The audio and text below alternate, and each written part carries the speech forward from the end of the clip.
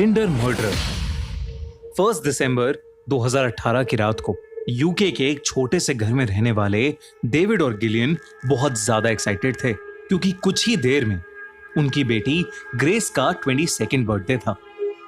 Grace पहली बार अपने birthday पर घर से दूर एक सोलो ट्रिप के लिए न्यूजीलैंड गई थी और हर साल की तरह इस साल भी वो दोनों अपनी बेटी को सबसे पहले विश करना चाहते थे, लेकिन उनकी एक्साइटमेंट कुछ ही देर में एक अजीब बेचैनी में बदल गई क्योंकि कई बार कॉल करने के बावजूद ग्रेस का फोन स्विच्ड ऑफ आ रहा था। ये बात उन्हें काफी अजीब लगी क्योंकि ग्रेस हमेशा ट्रैवल करते हुए अपना फोन ऑन रखती थी। उन्होंने सोचा कि उनकी बेटी शायद कहीं बिजी होगी या उसके फोन की बैटरी खत्म हो गई होगी, तो उन्होंने ग्रेस को एक बर्थडे विश का मैसेज ड्रॉप कर दिया। लेकिन अगली सुबह भी ग्रेस का कोई जवाब नहीं आया और तो और उसका फोन अभी भी स्विच्ड ऑफ ही था। उसके पेरेंट्स को कुछ भी समझ नहीं आ रहा था। उन्होंने डर के मारे उसके दोस्तों से पूछताछ करनी शुरू की। तभी उनमें से ग्रेस की एक दोस्त ने उन्हें बताया कि उसने ग्रेस से पिछली शाम को व्हाट्सएप चैट पर बात की थी और ग्रेस ने उसे बताया था कि वो एक लड़के के साथ डेट पर जा रही है। 2 दिन बीत गए लेकिन कई कोशिशों के बावजूद ग्रेस के पेरेंट्स को उसकी कोई खबर नहीं मिली, सिवाय इसके कि वो गायब होने से पहले एक लड़के के साथ डेट पर गई थी।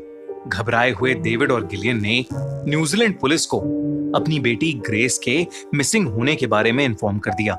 क्योंकि केस एक फॉरेन नेशनल का था तो न्यूजीलैंड पुलिस ने बिना कोई देरी करते हुए केस की इन्वेस्टिगेशन शुरू कर दी। कई दिनों तक कोई लीड ना मिलने के बाद जब एक दिन डिटेक्टिव डियाना लेविंसो ग्रेस के सोशल मीडिया प्रोफाइल्स चेक कर रही थी तो उन्होंने उसकी फेसबुक प्रोफाइल के नीचे एक कमेंट पढ़ा। इस कमेंट को जेसी कैम्पसन नाम के एक लड़के ने 1 दिसंबर की रात को पोस्ट किया था, यानी उसी रात जब ग्रेस गायब हुई थी। डायना को शक हुआ कि शायद जेसी वही लड़का है जिसके साथ ग्रेस गायब होने से पहले डेट पर गई थी। पुलिस ने जेसी की कॉन्टैक्ट डिटेल्स निकाली और अगले दिन उसके साथ एक फोन कॉल अरेंज की गई। इस फोन कॉल पर जेसी ने बताया कि वो खुद भी ग्रेस से उस रात के बाद नहीं मिला है और उसे नहीं पता कि ग्रेस कहां है। डिटेक्टिव डायना ने उसे क्वेश्चनिंग के लिए पुलिस स्टेशन में आने को कहा, पर जेसी ने बताया कि वो अभी एक दूसरे शहर में था और इसलिए पुलिस स्टेशन नहीं आ सकता था।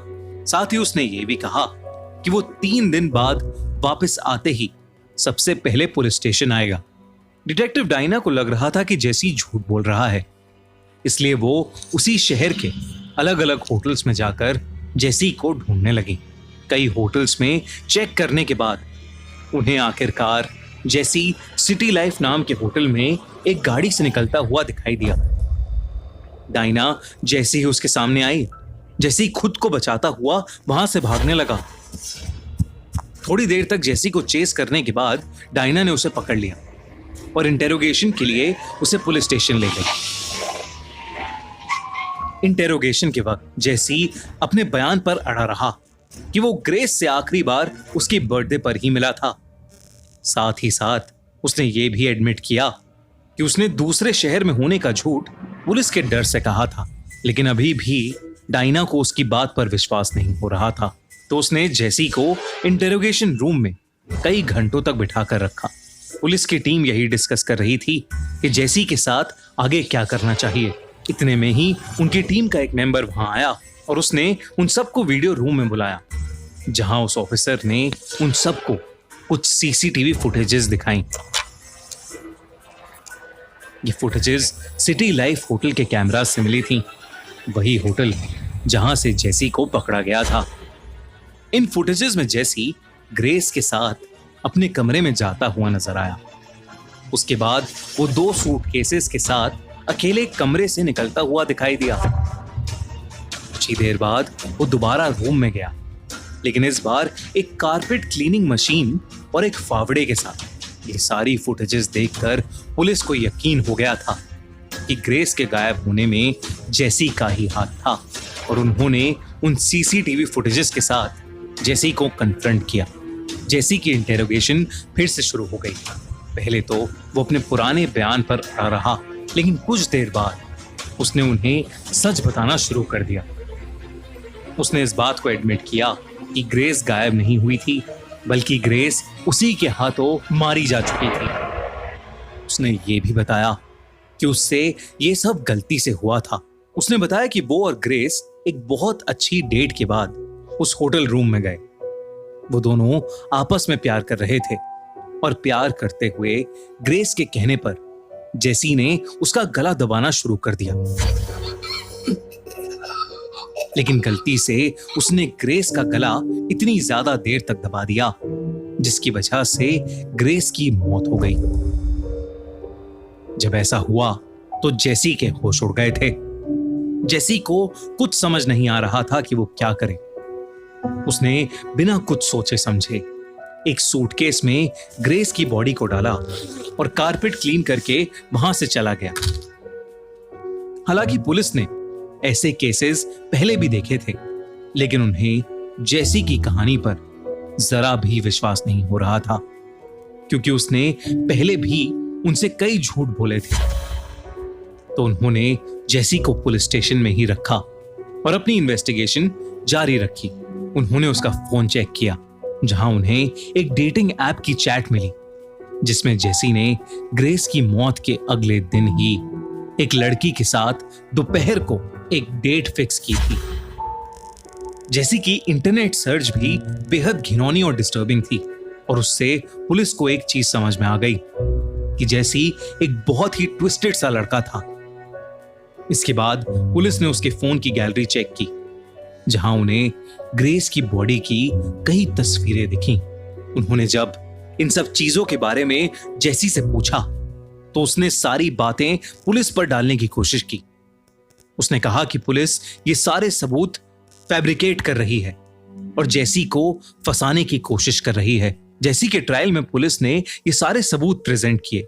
कोर्ट में जब जेसी का ट्रायल हुआ तो पुलिस ने ये सारे सबूत वहां प्रेजेंट किए, और साथ ही साथ उस लड़की को भी जिसके साथ जेसी ग्रेस के मर्डर के बाद डेट पर गया था। उस लड़की ने कोर्ट को बताया कि जेसी डेट पर उससे अजीबोगरीब बातें कर रहा था और जेसी ने उसे भी फिजिकली असॉल्ट करने की कोशिश की।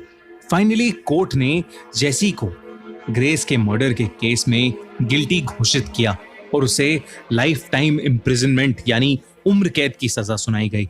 जेसी ये फैसला सुनते ही गुस्से से पागल हो गया और वहीं कोर्ट में जजेस को गाली देने लगा, जिसके बाद पुलिस की एक टीम उसे पकड़कर वहां से ले गई। सबको लग रहा था कि जेसी कैम्पसन की कहानी यहां खत्म हो गई थी, लेकिन जब जेसी की न्यूज मीडिया में फैली तो 2 और लड़कियां पुलिस के पास पहुंच गईं।